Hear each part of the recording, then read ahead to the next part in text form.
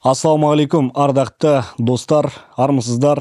Аралас жекпе-жек өнерінің адал жанкүйерлері. Бұл Найза ТВ және біз бүгін 6 желтоқсан Астана қаласында Жақсылық Үшкемпіров атындағы жекпе-жек аренасында өтетін Найза 55-ші нөмірлі турнирінің кардына толыққанды шолу жасайтын боламыз. Бізді өте тартысты жекпе-жектер күтуде. Және бүгін студияда мен, Серік Ноян, және Найзаның матчмейкері әрі бетке ұстар жас жұлдыздарының бірі Жандарбек Исимов. Жандарбек, ассалаумағалейкум. Уағалейкум ассалам. Сіздермен бірге біз Серік Ноян және Жандарбек, қазақша подкасттардан қолдаушылары, қазақ тілін қолдаушылары, жеңіл және де оңай подкаст болады деп ойлаймын. Бұл жерде бізде картты талқылау. Карт талқылау, иә. Карт талқылау. Серік аға екеуміз осы жерде енді тағы да Найза 55-те өтетін жекпе-жектерден кім, қалай, қай жақта, не үшін, кіммен төбелеседі, неше раунд болатынын айтып кететін боламыз. Сондықтан бізбен бірге болыңыздар, ұялмаңыздар, қосыңыздар, тамақтарыңызды алыңыздар қолына. Шындығында ардақты жанкүйерлер, осы бұл картты талқыламас бұрын сіздер сусындарыңызды алдарыңызға дайындап, чайларыңызды құйып, попкорндарыңызды алып тыңдасаңыздар болады. Өйткені бұл карттың салмағы менің арманымдағы карт деп айтсам болады. Шындығында қазақстандық ММА тарихындағы ең бір керемет карттардың бірін осы жерден көріп тұрмын деп айтуға болады. Неліктен? Бұл жерде қазақстандық ММА аңыздары, аңыздар демей-ақ қойық енді, аңызы атанған Жалғас Жұмағұловтың жекпе-жегі ұзақ уақыттан кейін Қазақстанда өзінің туған елінде Жалғас өзінің жекпе-жегін өткізгелі жатыр. Сонымен қатар қателеспесем 2-1 титулдық айқас бізді күтеді. Иә? Қабдрахманов пен Эминов арасындағы және басты айқасымыз біздің Иранғайып пен Фукуда, жапониялық жауынгер. Осыған тоқталамыз. Енді әрине неден бастасақ, бірінші осы тізімнің ең төменгі жағынан бұл біздің Төбе топ тим командасы мен оған қарсы MDN, яғни бұл Өскемен қаласының командасы. Жалпы Төбе топ тим былтырғы Найза гран-принің жеңімпазы. Ең бірінші, қазақша айтқанда білмеймін, бірақ орысша сезон дейді, бірінші маусым. Бірінші маусымның чемпиондары, жеңімпаздары. Енді қазіргі уақытта бұлар үшінші айналымда Алла қаласа Өскемендік командамен кездеседі. Бұл жерде енді барлық жігіттер тек қана менің ойымша 61-дегі төбет командасының жауынгерін танимын. Оспан деген талай муайтайдан әлем чемпионатының жүлдегері болған жігіт. Қалғандарын шыны керек өз басым түкте танымаймын. Бұл менің ойымша үлкен жақсы мүмкіндік. Бұларға өздерін көрсету үшін бұл дейтін жекпе-жек аренада өтеді. Өскемендік команданың басым көпшілігі дебютанттар екен. Жалпы Қырғызстанда өткен турнир кезінде біз және Өзбекстанда Ташкентте өткен турнир кезінде менің ресімде қалғаны ол осы гран-при қатысушыларының жекпе-жекті уақытынан бұрын аяқтауға ұмтылуы. Яғни бұл жерде нар тәуекел өте көп болады. Ең бірінші айта кететін жайт. Және сонымен қатар жігіттер өзін көрсеткісі келеді, жекпе-жекке аш және де мынандай гран-приде кімнің жеңіске жеткісі келмейді. Атын шықпаса жер өте дейді, әрқайсысы да бұл жерде бір тұлға болғысы келеді. Сондықтан да барынша бір әдемі нокаут немесе сабмишн көрсетіп, көпшіліктің көз айырма болғысы келеді. Енді бұл жерде де тап солай. 5 жауынгердің 5 қарсыластар бір-бірін әрине мен ойымша аямайды деген ойдамын. Найза 54-тегі сияқты 5 жекпе-жек уақытынан бұрын аяқталуы мүмкін. Әрине мүмкін, қызық сол ғой. Бірақ енді Төбе топ тим командасының бэкграунд деп айтамыз ғой. Төбе топ тим командасы былтырғы маусымның жеңімпазы ретінде сөзсіз бұл жерде фаворит ретінде шығып отқан сияқты.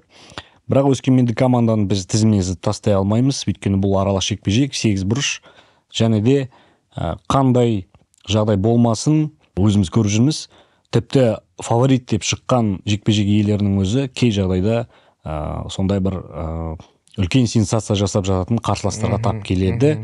Сондықтан бұл гран-при осындай бір ерекшеліктермен есте қалуы тиіс. Жаңа аттарды шығару мақсатында ұйымдастырылатын гран-при бұл жастарға енді бастап жатқан жауынгерлерге үлкен мүмкіндік қой, өздеріңіз білесіздер, көріп жүрдіңіздер.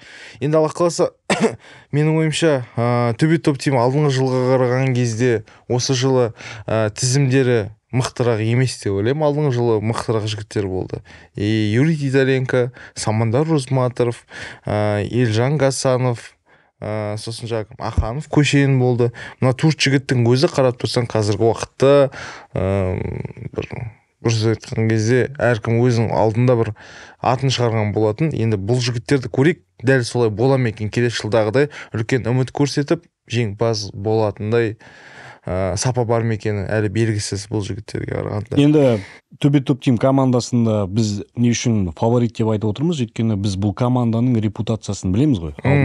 Иә, әрине. Бұған дейінгі жаттықтырушылары мықты, жаттықтырушылары командалық, ұжымдық бірлестік тағы басқа деген сияқты. Команданың сапасы өте мықты. Бұл жерде осындай бір критерийлерге сүйеніп біз гран-при қатысушы ретінде оларды аз да болса фаворит ретінде алға шығарып отырмыз. Дегенмен тізімге қарап отырсақ, төбе топ тим командасы ұсынып отырған жауынгерлерінде басым көпшілігі дебютанттар. Бірақ енді бұл тағы да айтам, өскемендік команданы тізімнен сіз тастай алмаймыз. Сондықтан кім жеңіске жетеді, шындықты жеңіске жетеді, және де менің ойымша гран-при қатысушылары осындай Жалғас Жұмағұлов, Қадырахманов, Жаслан Әкімжан сияқты, енді Еренғайыпов сияқты мықты қазақстандық ММА-дің топ жұлдыздары қатысып жатқан картта өнер көрсету бірінші олар үшін үлкен мәртебе. Бір ғанибет. Екінші, осындай картта жарқ етіп жақсы бір жеңіспен көзге түсу деген олардың имидждік тұрғыда, репутациялық тұрғыда өте үлкен жақсы рөл ойнайтын. Олар жақсы түсіну тиіс, және үлкен дайындықпен келеді деген ойдамын. Иә. Ары қарата қозғаламыз ба? Ары қарата қозғалмастан бұрын біз мынау гран-приге қатысты қысқаша ақпарат бере кетсек, бұл 3-ші айналым, яғни 4-ші айналымда бізде осылайша ширек финалдық жекпе-жектер желтоқсан айында 21-ші желтоқсан күні соңғы айналым болады. Ол жерде Маңғыстау мен Қостанай командалары кездесетін болады өзара. Енді Алла қаласа бұл жерде кім ұтады? Өскемен немесе Астана болса, сосын келесі жылы ақпан айында өзара кездесетін болады. Жартылай финалда. Қазір жартылай финалда Дартим командасы және Өзбекстан командасы, Алла қаласы менің ойымша қаңтар айында кездеседі. Сонымен қатар еске сала кетуіміз керек ардақты көрермендерге, бұл гран-придің жүлде қоры 50 миллион теңге. 50 миллион теңге, бірінші орынға 25 миллион, сосын 15, сосын 10 секілді қателеспесем. Және 5 миллион теңге үздік нокауттарға, жалпы тек қана үздік нокауттарға, яғни бұл 5 миллион теңге үлкен бонус, сондықтан қазақстандық ММА тарихындағы үлкен бір қаржылай бонусқа ие болатын сәт осы гран-при қатысушыларының мүмкіндігі бар. Енді негізгі картқа келейік. Өзің бастасаң, осы беташар жекпе-жек. Негізі прелимдағы барлық жекпе-жектер бұл жерде ондай қатты атақты емес, бірақ та әр жігіттің өзінің бір әуесқой спорттағы аттары бар. Соның өзі мысалы қарап тұрсаңыз, Зинединов деген және Жайық Жанболат деген екі жауынгер, үлкен ауыр салмақта төбелесетін жауынгерлер. Шыны керек әлі де бұларда да бір сөйткен кезде дебютанттар, бірінші жекпе-жектері. Мысалы Жайық Жанболат осы күнге дейін Алаш Прайдта төбелесіп өнер көрсеткен, ал оның қарсыласы ақтөбелік Зинединов Қайсен, Ақтөбенің тумасы, осы күнге дейін әлі шықпаған. Бірақ та бұларды да енді бұйырса көреміз деген үміттеміз. Өйткені мен қазіргі уақытта ауыр салмақта найзадағы тынышталып қалған байқаған болатын. Сол үшін жаңадан жауынгерлерді әкеліп, оларды төбелестіріп, және де оларды осы прелимдағы алғашқы жекпе-жекті ауыр салмақ өкілдерімен бастауды жөн деп шештік. Егер де гран-при санамасақ, солармен бастауды шештік. Енді бұл жерде қызық болады. Аралары салмақтары 125-120 килограммдық үлкен бір сөйткен кезде шекелер торсықтай деймі қалай айтады, үлкендеу. Енді ауыр салмақ бір сөйткені палуандар ғой, тие палуан жігіттер, сондай ірі жауынгерлер төбелеседі. Алла қаласа бұлардың енді жекпе-жегі менің ойымша бірінші немесе екінші раундта бітетін шығар. Уақытынан бұрын. Кардиолар жете ме жетпей ме, бірақ та екі жауынгерде де қолмен жақсы жасайды. ММА-да үлкен бір тәжірибелері бар жауынгерлер. Жақсы, демек біз тағы да бір осы найза 55-тің өзге карттардан ерекшелігі деп айтсақ болады. Негізгі жаңағы енді кіріспе жекпе-жектер дейміз, прелим. Аса ауыр салмақ өкілдерімен басталып отыр екен. Аса ауыр салмақ әрқашанда барлығына қызық болған ғой. Бір соққымен жекпе-жектің тағдыры шешіліп жеңіл балаларға қарағанда ауыр салмақ әрқашанда гран-прилерде қызық болған. Одан кейін төбелесетін бізде Еламан Саясатов пен Өмірбек Досмат деген қырғызстанның жауынгерлер. бұл жерде де ұзаққа тоқталып қажет емес деп ойлаймын. Еламан саясатты мүмкін білетін шығарсыздар. Муайтайдан әлем біріншілігінің, Қазақстан Республикасының чемпионаттардың талайын жеңімпаз болған, өте бір мықты соғу, қалай айтатын еді, соғу мәнері мықты жауынгер ғой, бірсе айтқан кезде. Бір Рафаэль Физиев сияқты Қазақстанның жауынгері. Қолдайқа тұрмайтын, төбелеске құмар, әсіресе тік тұрып төбелесуге құмар. Осы күнге дейін мергенде төбелескен жауынгер, менің қаламның тумасы, Атырау қаласының жауынгері. Енді Аллах қаласа осыны жас нешеде? Жас енді қателеспесем 24-25-тегі жауынгер. Жап-жас жауынгер, әрине. 3-0 деген рекорд, мен ойымша, бұл жігіттің осы қырғызстандық қарсыласы жақсы бір сынақ болады. Еламан саясаттың негізгі уақытта Америкада визасы бар. Бұл жігіттің үлкен бір болашағы бар десек те болады. Найзаның қызығушылығы бар ма бұл жігітке? Енді көрейік, бірінші жекпе-жегін қалай өткізеді, соған байланысты. Енді оның өзінің ойы, тәжірибе жинап, тікелей Америкада өнер көрсету. Өйткені осы күнге дейін Америкада тұрды, қарады өзінің қалай жауынгер ретінде. Енді бұл жігіт, енді айта кетуіміз керек, мысалы Америкада бара салып визаң дайын болса да, сен бірден жекпе-жекке қатысып кете алмайсың, турнирлерге. Әсіресе сен үлкен промоушндардың көзіне түсетін турнирлерге қатысып кету үлкен қиын. Сондықтан керісінше отанға оралып, найза сияқты промоушнде өнер көрсетуі оған үлкен қосымша бір жақсы бонус деп есептейміз. Ол үшін әрине мықты менеджерлар болу керек қой, Америкада сөз ететін. Жай ғана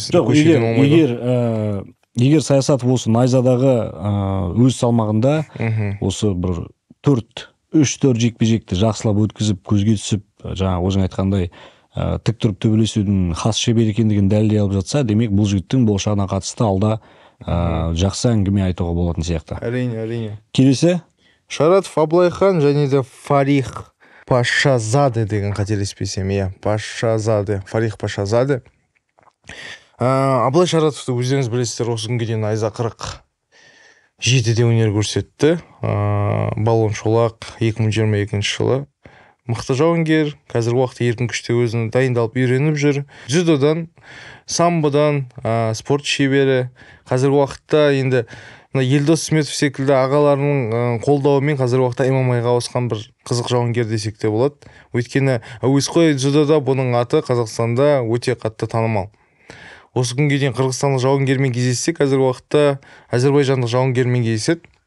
Әзербайжандық жауынгер енді Аблайхан Шаратовқа қарағанда ММА-дан тәжірибесі молырақ, және де Аблайхан Шаратовқа қиындау болады осы жолы.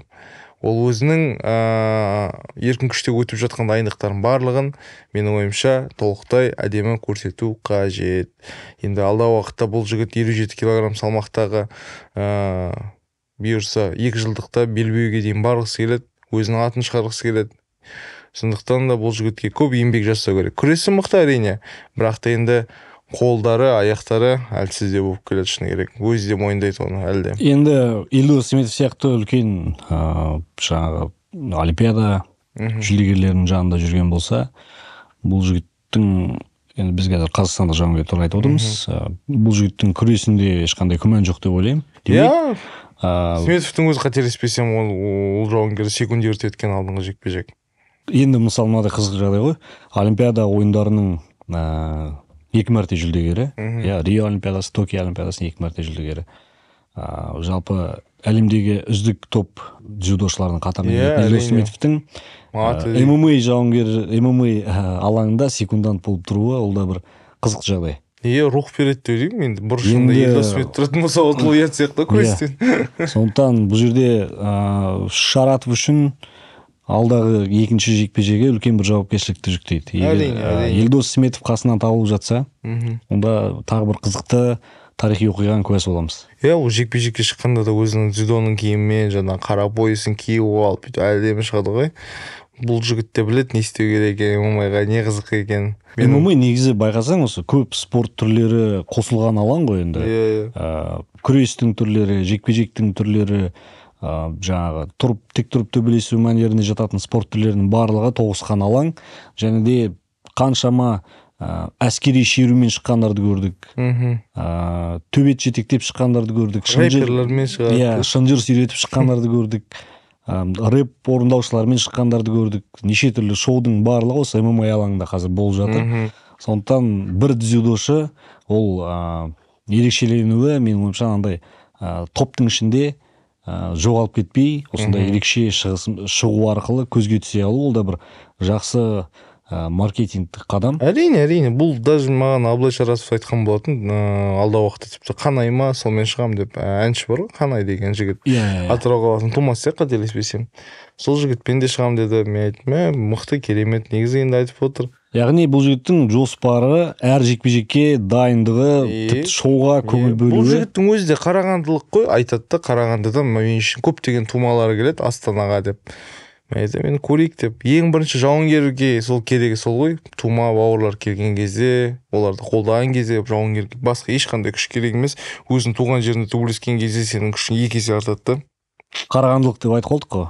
Бұл жігіттің таңдаған кезде осы картқа қосқан сәтте ол азаматтың қарағандылық екені ескерілді ме? Әрине, мен енді бұл картты құрған кезде әрине Диас болсын, қайсы да болсын, барлығын енді Астанаға жақын, Астанада жақта тұрған, немесе сол жерде тұратын жауынгерлерді қойдым. Яғни жанкүйерлерді тарта алады, жергілікті. Тіпті мына Өскеменнің жауынгерлері Астанадан алыс емес қой, ондай қатты, чем Алматыға қарағанда. Сол үшін мен әрине бұл жерге де қоюды шештім, Өскеменді Астанамен мысалы.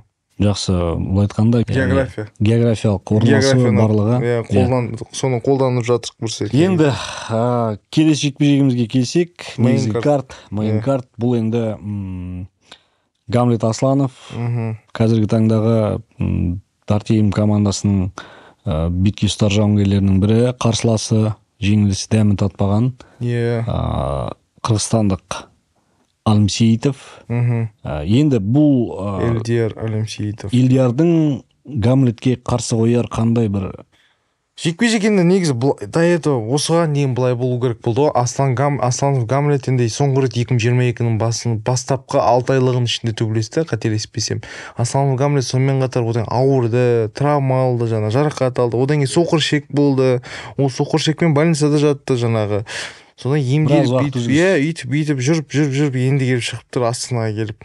Негізі бірақ та мен Асланов Гамлеттің Алматыда шыққан қалап едім 21 желтоқсан күні. Бірақ енді Астанада өнер көрсетейін деген соң мүмкіндік берген. Оған дейінгі оның қарсыласы Қазақбай Тленов деген жауынгер болды, қырғызстандық 5-1. Осы күнге дейін октагонның 61 кг салмақтағы белбеуіне төбелескен. Осы жекпе-жекті бүкіл халық негізі қызық деген. Өйткені екі жас, екеуі де мықты, екеуі де бір уақытынан мерзім бұрыннан ұтатын жауынгерлер. Сосын енді анауды айтты, жаңағы травма алып қалуы мүмкін, анауды айтты, травма алып қалуы мүмкін деп. Бірақ та енді Қазақбай Тленовты жарақат алуына байланысты оның досы, бауыры, жерлесі осы Алымсейітов па, қателеспесем? Алымсейітов Элдияр деген бауырымыз шыққан болатын. Элдиярда да бірақ та мойындау керек, 3-0 рекорды бар, мықты жауынгер, физикалық тұрғыда өте мықты, күреске деген прям қалай айтса болады, жатып алған жауынгер ғой. Ал Асланов Гамлет бізде негізі базасы күрес, бірақ та енді ұрып тұрып төбелесу дегенде ол да сонан келеді. Осы Аслан Гамлет бізде Найза 40-та соңғы рет өнер көрсетті. Жазда ма? Және де уақытынан бұрын екінші раундта осы ұтқан ба? Ұтқан, яғни нокаутпен ұтқан болатын. Ой, есімде жоқ. Сондықтан Тәжікстанда жауынгермен ма төбелесті, қателеспесем? Осы Найза 40 екен есімде. Яғни бұл біздің осы негізгі карттың ашылуына өте үлкен жақсы жекпе-жектің бірі. Әрбір жекпе-жек позициялық тұрғыда бір-біріне дес бермейтін, сонымен қатар төбелесу мәнері бір-біріне жақын, әрі тік тұрып төбелесуді жақсы көретін, ұрда-жық деп айтады ғой. Екеуі де жас, әрі бұл Гамлет үшін де үлкен жауапкершілік болайын деп тұр. Гамлет жекпе-жек кезінде мықты шоумен ғой, негізі енді әрбір халық үшін тырысады. Біз енді бұл жерде Гамлетке не басты бір фаворит ретінде көреміз ғой, аз да болсын. Бірақ Қырғызстандық жауынгер тіпті оны жоққа шығара алмаймыз, өйткені Қырғызстандық жауынгерлерді білеміз. Әсіресе мынау Бішкекте өткен турнир кезінде Қырғызстандық жауынгерлердің мықты өнер көрсеткенін көрдік, көзіміз жетті. Ал ол сол кештің басты айқасында шыққан енді Қаныбек Жәнібекұлының айқасы деген менің ойымша найзаның алтын қорына кіретін сияқты алдағы уақытта. Донченко екеуінің айқасы, және бұл жылдың соңғы қорытындылаған сәттегі енді бір жақсы номинацияға ие болатын айқастар. Және осы Найза Awards кезінде болатын айқастардағы бір қосымша бонус сыйлықтарға ие болатын жекпе-жектер үш жерде де болатын сияқты. Асланов пен Алимсейітовтің арасында енді менің ойымша Аслановтың ауырғаннан кейін жағдайына байланысты 55-те 45 деген бір пайыз беремін бұрыс айтқан кезде. Біз енді болжам жасаудан қашамыз, дегенмен біз жігіттердің басымдықтарын айттық, қанша пайыз, қандай бір кім фаворит, кім аутсайдер деген сияқты сұрақты жанкүйер жұрттың көкейіне қалдырамыз көп жағдайда. Бірақ дегенмен бізге қызықты жекпе-жектің бірі осы негізгі карттың салмағы. Бұл айтып отырмын ғой. Мынандай картты мен негізі Қазақстандық ММА тарихындағы бір ең үлкен алтын карттың бірі деп айтуға болатын шығар. Енді асыра сілтегенім емес, өйткені бұл жерде шығатын жігіттердің біреуінің өзі кез келген бір карттың басты жекпе-жегін бастауға лайықты. Қазір біз алдағы уақытта тоқталамыз. Және кезекті айқасымыз Нұрғайыпұлы мен Юсупов арасындағы жекпе-жек. Нұрғали Нұрғайыпұлының осы Найза 40-та өнер көрсеткенін білеміз. Қателеспесем, бұл жерде енді өтте бір екі мықтының айқасы болды. Олжас Абзалиевпен бірге ма? Абзалиев екеуінің, яғни ауыр салмақтық ұпай санымен бұл жерде енді Абзалиев жеңіске жеткен болатын. Ал енді Нұрғайыпұл үшін қазір қайтадан өз дивизионындағы өзінің позициясын нығайту үшін осы қарсыласы Әзербайжандық 2023-тің басында Нұрғали Нұрғайыпұл өнер көрсетуі керектігін болды, бірақ енді жарыс болатын күні қатты ауырып жаңағы неге түсіп қалды.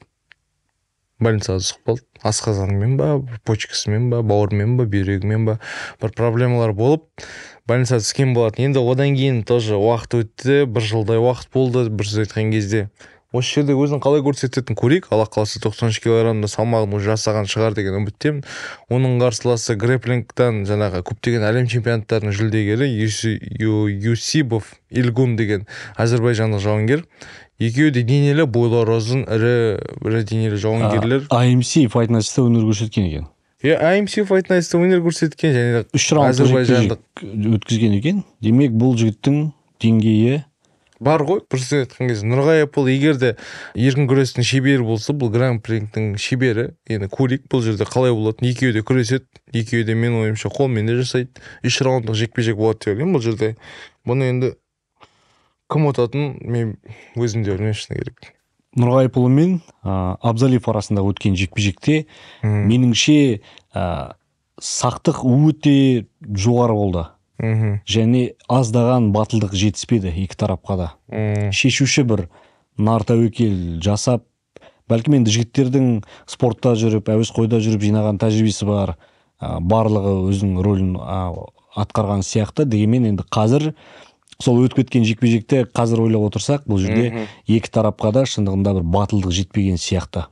Яғни әсіресе Нұрғайыпұлы үшін бұл егер Нұрғайыпұлы алдағы уақытта өзінің осы дивизиондағы позициясын нығайтқысы келсе, демек Юсупов секілді қарсыласқа қарсы нар тәуекелге баратын сәт осы 6 желтоқсан Астана қаласында Найза 55-те барын салу керек деп ойлаймын. Сол үшін де бұл жекпе-жек осымен де қызықты, өйткені екі жауынгеріміз де соңғы айқасында ұпай санымен қарсыластарына ұтылған екен. Демек қайтадан жеңіс жолына түсу үшін екі жігіттің де айқасқа шығуға деген мотивациясы өте үлкен деген сөз. Және де естеріңізге саламыз, бұл ауыр салмақ өкілдері. Жартылай ауыр салмақ. Жартылай ауыр салмақ, ол да ауыр салмаққа таяу. Сондықтан қызықты айқас күтеміз. Ірі денелі, жұдырықтары шоқпардай, соққыларының салмағы ауыр жігіттердің айқасы. Енді Жаслан Әкімжан мен француздық Джейсон Понет. Мынау француздың енді рекорды шындығында бір атан түйеге жүк боларда екен. Бір шежіре жазуға болады. Француздың рекордына қарап. Неліктен бұл жауынгер таңдалды? француздық. Енді Әкімжан негізі Жасұлан Әкімжан 66 килограмм салмақта өнер көрсету керек болғандығын, бірақ та енді оған тазалық қуа алмаймын деген соң 70-ке қойдық. 70-ке қойғандағы себебіміз бір жағынан бұл жерге енді бұл жігітке бір Астанада туған жерінде көптен бері төбелеспеді ғой, бір айтқан кезде.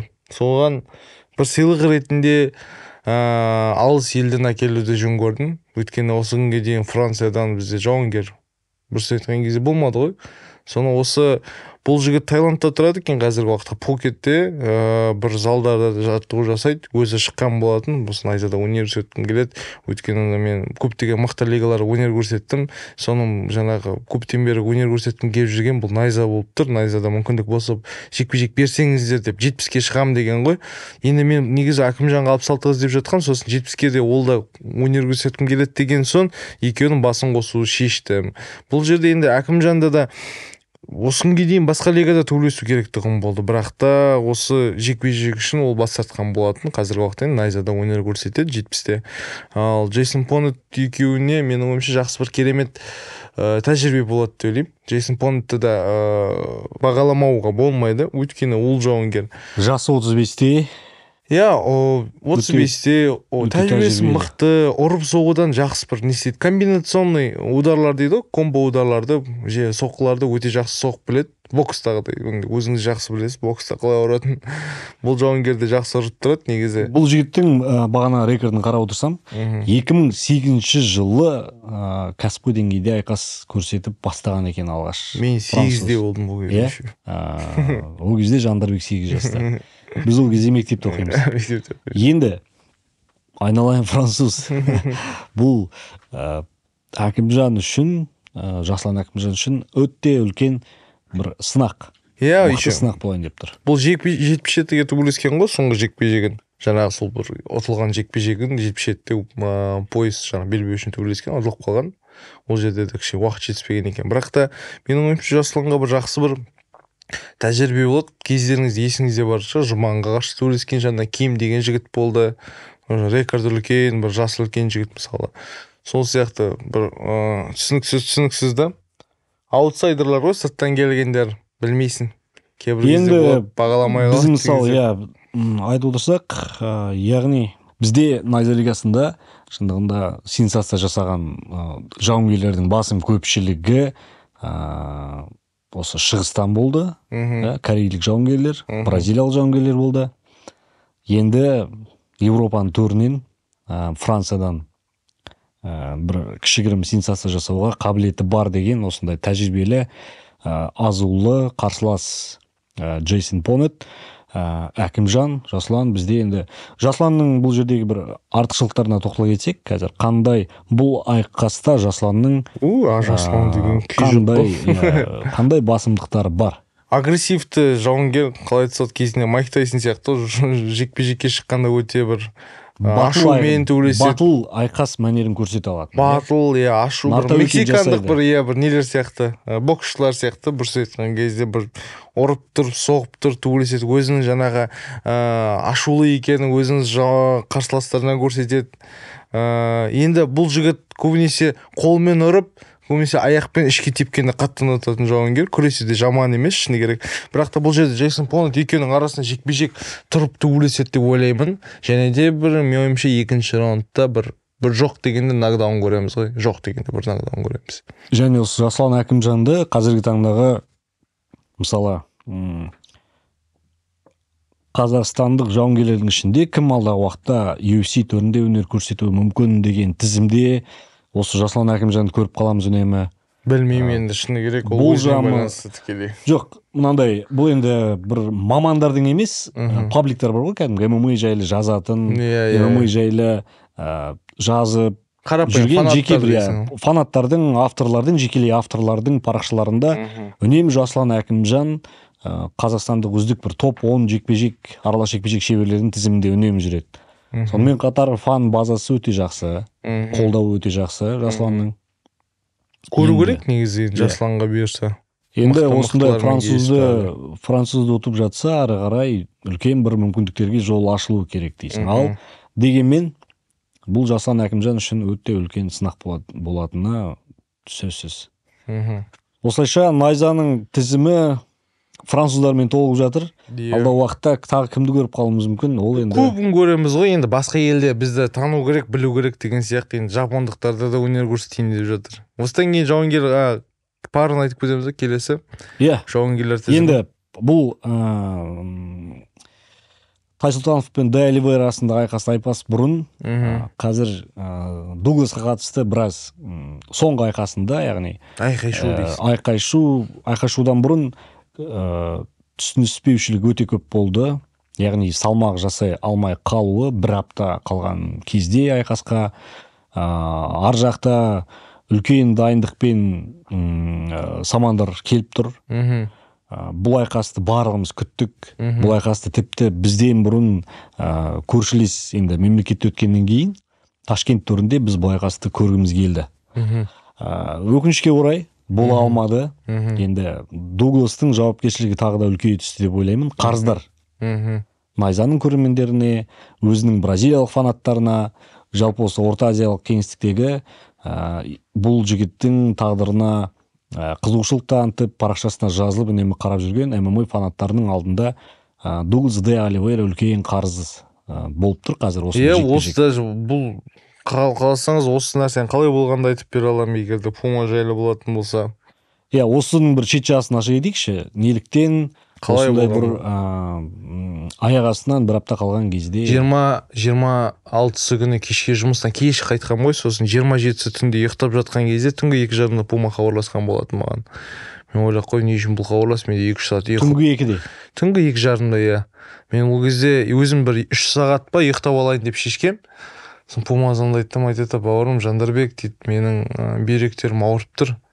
Мен салмақ түсіре алмай жатырмын дейді. Тоқтап қал дейді. Мен айтам: жоқ, сен таңғы 6-ға дейін әлі уақыт бар, қуып таста, 8-де жаңа салмақ өлшеу рәсімі басталады деп, көрейік дедім. Сосын басып тастадым да ұйықтап қалғам. Таңғы 6-да барып тұрсам, жаңа саунаның қасына Пума жатыр диванда. Тікелей жатыр, көзі жартылай ашық, түрі әбіржіп кеткен. Қанша салмағың десем, 82 дейді ғой. Не болды десем, менің жаңа бауырларым отказ берді, мен ары қарата қоя алмай жаттым, ай өтпеңіз деді. Неше килограмм қалған сонда? 77-те 100 көрсету керек болды, бір сеткен кезде, бірақ ол 82 болып тұр. 5 килограмм. 5 килограмм. 5 килограмм қумаған. Сосын енді ары қарата денсаулығым қоя алмайды деді, жақсы дедік, күттік. Одан кейін енді барлығын салмақтарын бір сөзбен айтқан кезде бізге бір қарап қадағалау керек. Сонымен қатар жаңағы докторлар дейді, докторлар тексерді, дәрігерлер тексерді, денсаулықтарын қалай болу керек. Сол кезде айтқан болатын, Пуманың шынымен де расында оның жаңағы қан қысымы көтерілген, қазір уақытта өте қатты әлсіз сезіліп тұр. Сонымен қатар жаңағы денесінде жаңа температура қалай айтатын еді? Денесінің қызуы, қызуы жоғары, тиіспеңіздер, демалсын деді. Яғни бұл енді дұрыс емес қуғанның кесірі. Дәрігерлердің айқасқа бір тәулік қалған кездегі шығарған қорытындысы нәтижесінде Дуглас бұл жерде шындығында өзін зорықтырып алды деп айтамыз ғой, дұрыс емес қуған ғой бұл жігіт. Енді жақсы, енді мынадай екінші заңды сұрақ туындайды. Бұл тек қана заңды сұрақ емес, осы лиганың басқасында, айналасында жүрген ММА фанаттарының көкейінде болған азды кем Дугластың режимінен, Дугластың күнделікті тыныс тіршілігінен хабардар адамдардың аузынан естіген сөзім, яғни Дуглас бұл айқасқа аса бір үлкен ықыласпен дайындалған жоқ. Яғни салмағын 5 килограмм артық қылып көрсетуі осының нәтижесі, осының көрсеткіші. Яғни дұрыс диета болған жоқ, дұрыс дайындық болған жоқ, және де салақ қарауына байланысты осындай нәтиже болып отыр. Және бұл пікірмен де мен келісемін. Неліктен? Өйткені бұған дейін Дугластың тарапынан осындай бір олқылық болған емес. Қанша жекпе-жектерге, жауапты жекпе-жектерге шығып жатса да, мысалы репутациясы өте жақсы деңгейде болды. Сонымен қатар бәлкім моральдық тұрғыда шаршаған болар жауынгер. Кредиттік тарихын өзін жоғалтып алды дейсің.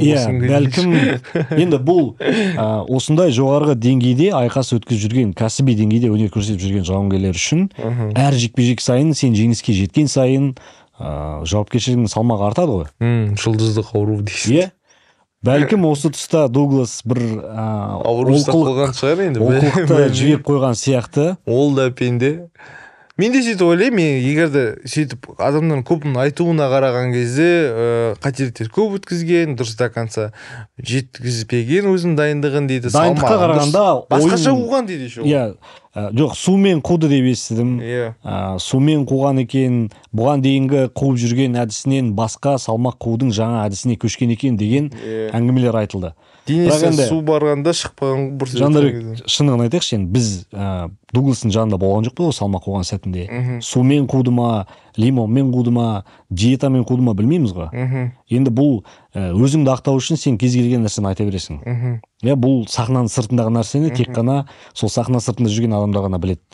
Сондықтан сізбен біз, енді бәлкім сіз білетін шығарсыз, біз мүлде бейхабармыз. Өйткені біз сахнаның бергі жағында көрмейміз. Жоқ, мен де оны білмеймін, ол өздерінің тікелей тренерларынан. Яғни бұл бапкері жанындағы солардың айтуымен ғой, енді әрбір жауынгердің ішіне кіріп қасына жүре алмайсың, өйткені ол физикалық тұрғыда жетпейміз ғой. Дугластың тағы бір тосын сыйы болмайды ма Астанаға? Жоқ, енді бұл жерде менің ойымша 84 килограмм жасау қажет, 77-ге тура жүрген жауынгер болғандықтан. Сондықтан да бір жағынан айтқан кезде бұлған Дугластың өзіне керек жекпе-жек болды.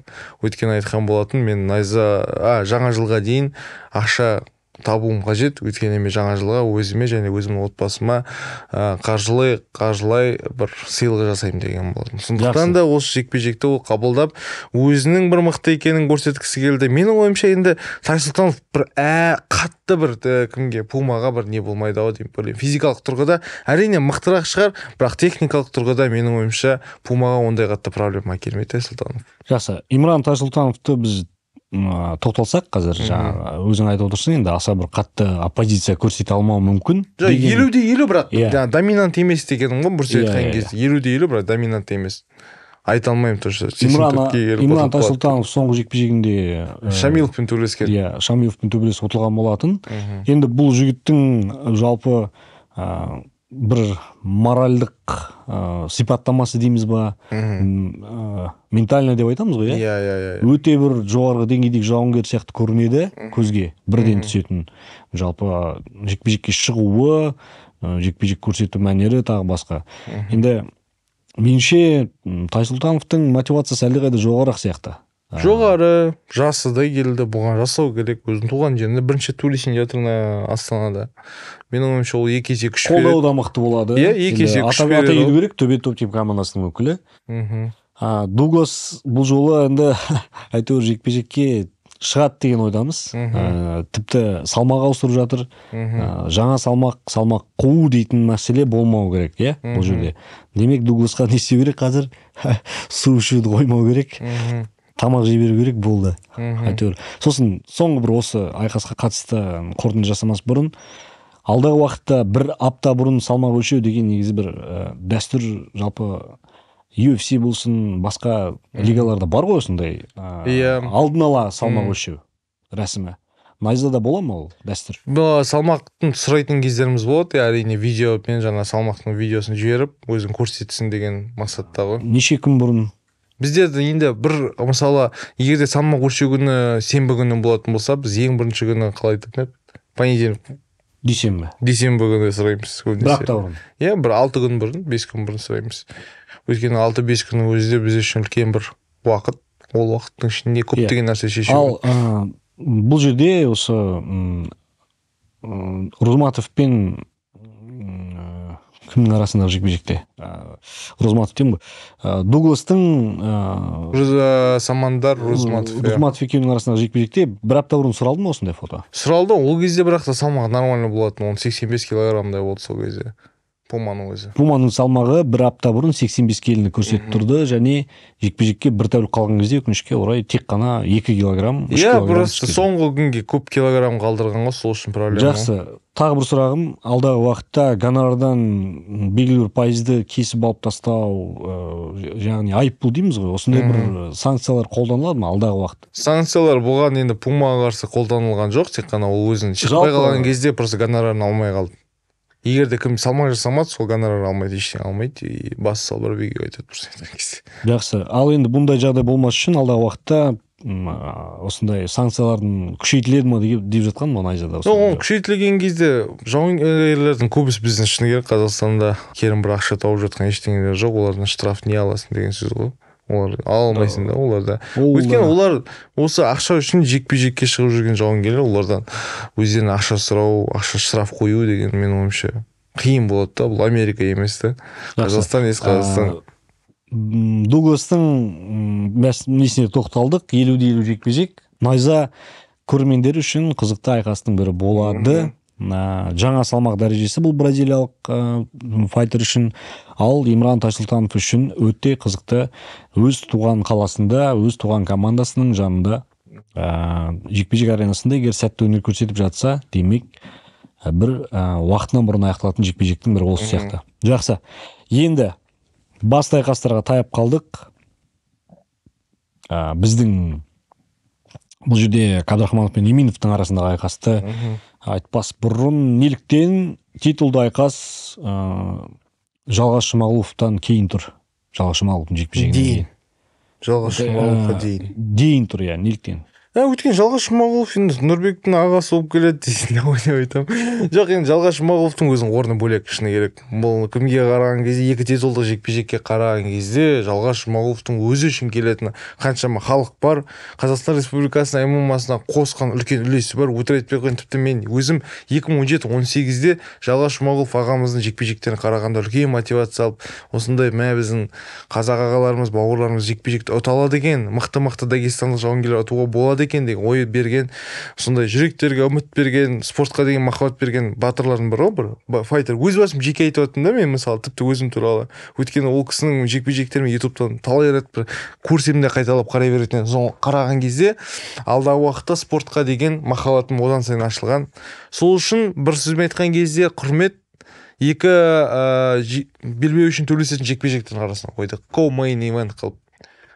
Бұл титулды айқастың маңызы, менің ойымша, Нұрбек үшін өте бір жаңаша деңгейдегі қарсылас. Қарсыласы, біз енді Иминовты білеміз. Кезінде Жұмабековпен төбелескен, яғни Fight Night'сың чемпионы деген атағы бар. Бұл осы Иминовпен келіссөз жасау қаншалықты қиын болды? Жоқ, ешқандай қиын болған жоқ. Иминовтың өзі төбелескісі келді. Біздің Нұрбек Қарабалаға жазған, Нұрбек Қарабалаға оны қабылдады. Өзі жазған, яғни? Өзі жаңағы пікір білдірген ғой, осы найзада төбелескім келеді деп. Fight Night'сың талай чемпионы болды. Мұратбек Қасымбайды ұтқан, Жұмабековты ұтқан. Енді бірақ Нұрбек Абдрахмановты қазіргі уақытта жай ғана жауынгер емес, Америкада талай сбор өткізген, қазіргі уақытта талай жауынгерлермен төбелескен, көптеген жекпе-жектен сабмишн ұтты. Екеуі де грэпплингтан, жужитсудан әлем чемпионаттарында көптеген өнер көрсеткен, күресет екеуі де көрсеткен айтқан кезде. Бірақ та Иминов Нұрбек Абдрахмановқа сөз берген болатын. Кімге? Нұрбек Қарабал ағамызға. То, что стойкада төбелесемін деп, тұрып төбелесемін деген сөз берген. Енді көрейік ертең Алла қаласа қалай болатын. Неліктен мысалы осы басқа лиганың чемпионын тарту арқылы бірден титулды айқасқа шығарып жіберу? Бұл қаншалықты лига үшін бір қосымша бонус береді? Бұл жерде тұрған ешқандай минус жоқ деп ойлаймын. Өйткені бұл жауынгер талай мықтыларды жеңген, талай чемпионаты бар. Халыққа қызық қой, бірсе айтқан кезде. Басқалар егерде ондай болып тұрса, значит, басқа жерде жекпе-жектер, жауынгерлер бір-бірімен келіспейді, мысалы, деп айта алмайды деген сияқты. Бұл жерде бізде Нұрбек Қабдрахманов тарапынан бас тарту болған жоқ па бұл жекпе-жекте? Жоқ, ешқандай болған жоқ. Енді Алла қаласа еще бізде одан басқа Наби Ашурлаев бар. Наби Ашурлаев қазіргі уақыт наш деланың белбеуіне төбелесу керек. Біздің жауынгерлер мысалы жан-жақта жүрген, ертең біздердің Алла қаласа келген уақытта қайтадан қызық болады. Олардың ұйымдастыру жекпе-жегін. Жақсы, жаңа айттық, біз екі жауынгердің де осы грэпплингі жақсы, күресі мықты. Бірақ Нұрбектің аяқ қолдары ұзын, қарсыласы жаңағы Мұхаммед Иминов қарағанда аяқ қолдары ұзын, меніңше жақсы соға білетін жауынгер. Және жекпе-жектегі динамикасы өте жақсы. Қабдрахман қазір уақытта куражда жүр ғой. Бірақ 5 раундтық айқасқа Нұрбек қаншалықты дайын ұзақ қашықтыққа, чемпиондық дайын. Осыған дейін чемпион болған жігіт, бір сөз айтқан кезде чемпиондық бір ішінде амбициясы бар жауынгер. Мен ойымша болған ешқандай кедергі болмайды деп ойлаймын екеуіне де. Тек мен мысалы Иминов көптен бері төбелесіп еді, бір жылдан аса кажется. Оған қиын болады.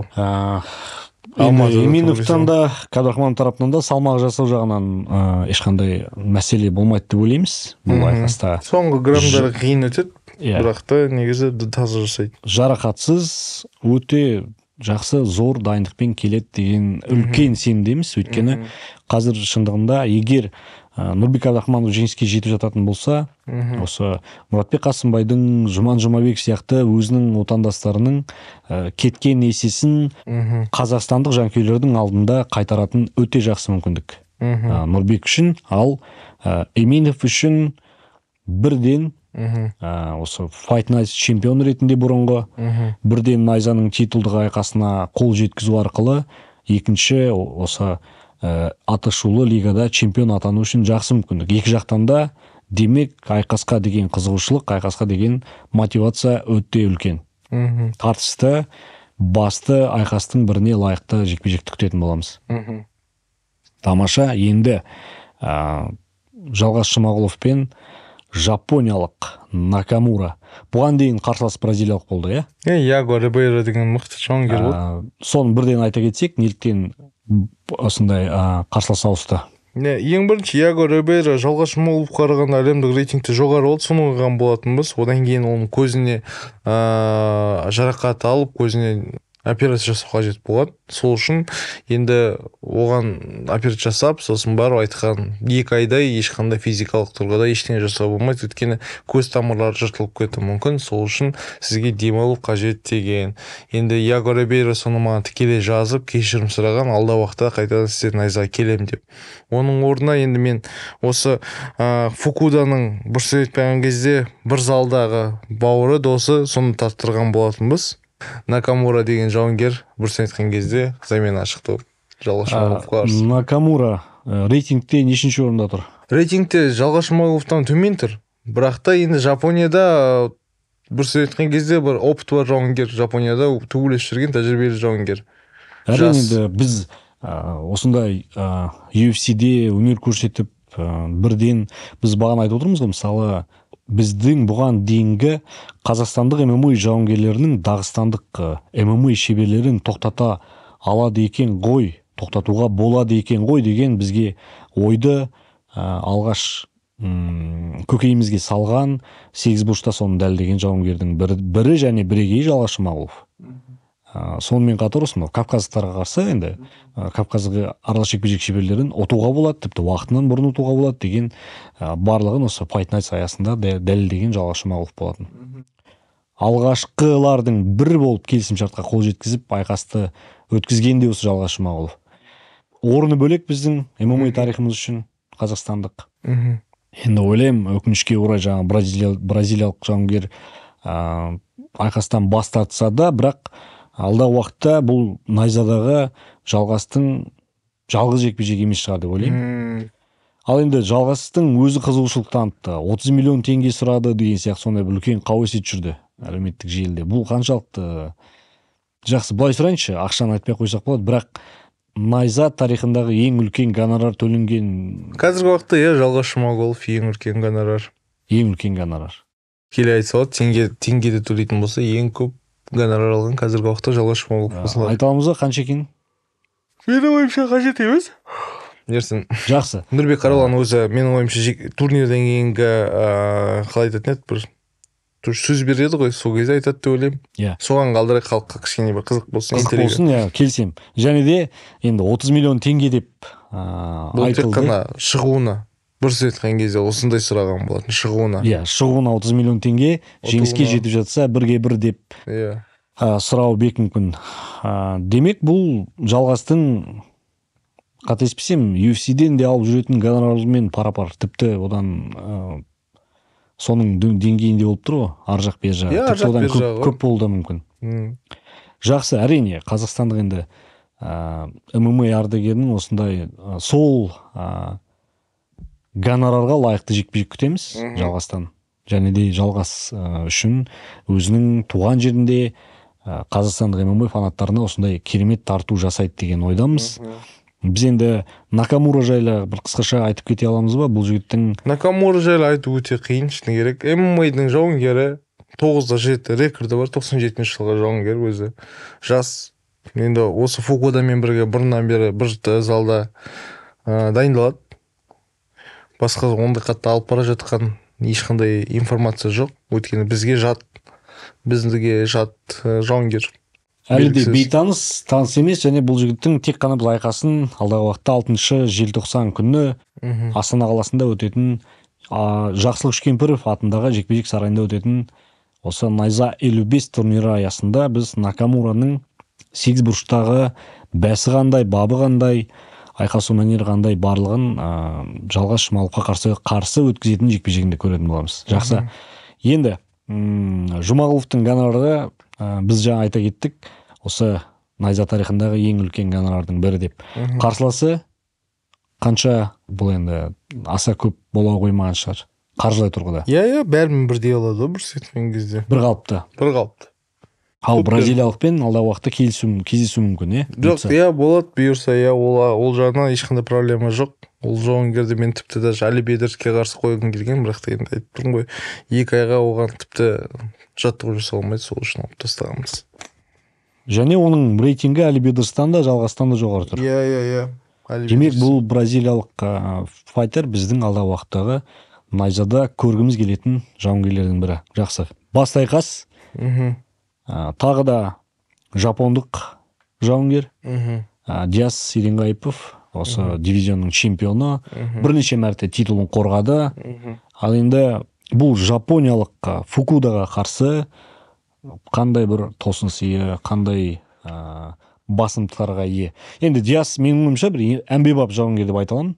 Жалпы тік тұрып төбелесуде өте сауатты, өзіне қарсы күреске тартқан сәтте осы қарсы әдістерімен жақсы қарсыласын тұсаулай алатын, сауатты, көзі ашық, көкірегі ояу жауынгерлердің бірі, меніңше Диас. Бірақ әлгі жанкүйер жұрттың сұрайтын мынау бір зрелище деп айтады ғой. Қан жоса бір төбелестен қашатын ақылды жауынгердің бірі. Жапондық Фукуда қандай үлкен сынақ бола алады Диас үшін? Фукуданың бұрыс еткен кезде бұл мықты нокаутер, талай жекпе-жектерін көрген, бір удармен соғып, үстінен добивать етпей тіпті кетіп қалатын жауынгер. Еренғайып енді бәріміз білесіздер, 2-ші этажға дейін көтеріп жерге құлататын жауынгер, күресетін жауынгер. Екеудің арасындағы жекпе-жек қалай болатынын білмеймін. Барынша енді Еренғайып күресуге тырысатын шығар. Бірақ Фукуданың қолына ілініп қалса өте қатты қиын болайын деп тұр. Фукуданың да негізгі уақытта джиу-джитсудан дәрежесі жақсы дейді. Ертең көптеген адамдарға бір қалай айтса болады, сюрприз жасау мүмкін. Бұл жекпе-жекті тіпті кеше ғана сөйлескен менеджермен. Бұл жекпе-жекті Жапония елінің елшісі Қазақстандағы сол келіп қарайды екен. Жапония елінің елшісі Астанадағы кісі өзі келіп қарайды екен. Енді екі бірдей жапондық жауынгер шығып жатыр. Бұл да бір ел арасындағы спорттық байланыс, ынтымақ, саяси, спорттық тағы да басқа бір енді байланыс үшін өте жақсы. Фукуда неше орны дейтін ойлап қараңыз, 30-ші орында тұр. Диастан да жоғары әлемдік рейтингте. 30-ші орында тұрған жігіт, Дип лигасының чемпионы. Ол өте мықты, өзінің елінде бір абыройлы жігіт та, таниды. Жаңағы сосын бұның өзінің бір тағы да жеке айтатыны бар. Бұның бір қызығы 61 килограммда суйоңды ұнатпайды екен.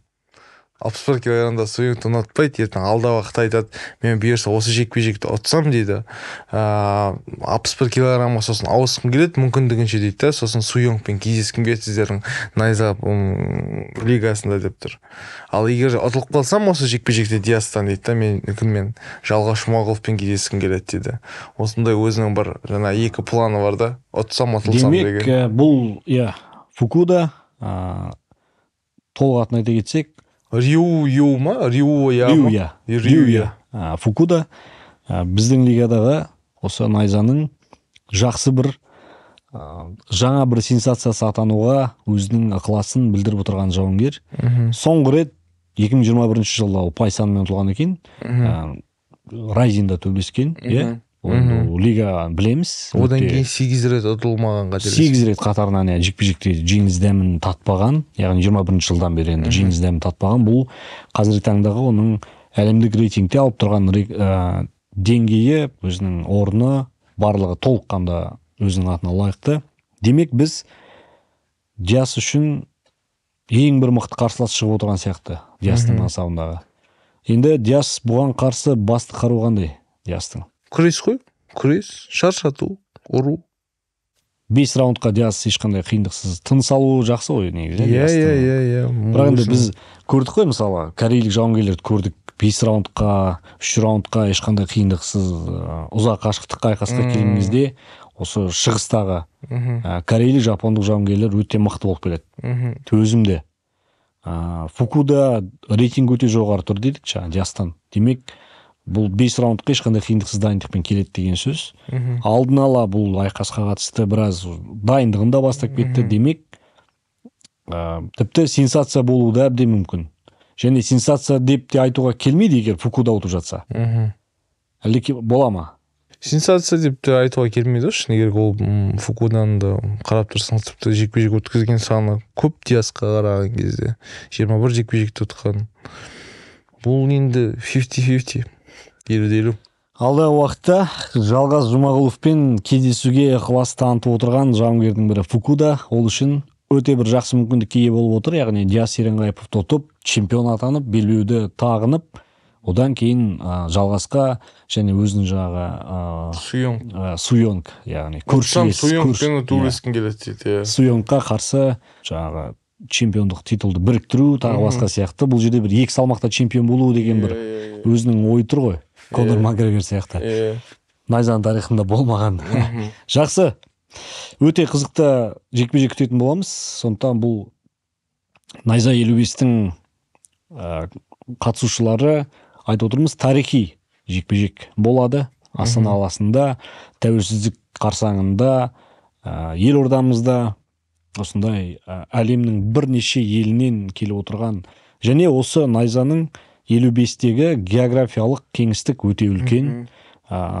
Бразилиялық жауынгер де бар, француз да бар, жапониялық жауынгер де бар. Қырғызстанмен, Қазақстанмен, жаңағы Әзербайжанды есепке алмағанда өте біздің Найзаның географиялық кеңістігі кеңеюде. Сондықтан алдағы уақытта бәлкім біз Жапонияда, Кореяда Найзаны келесі жылы өткізетін бір жоспарлар бар сияқты. Жаңа айттық, гран-при қатысушыларын атап өттік.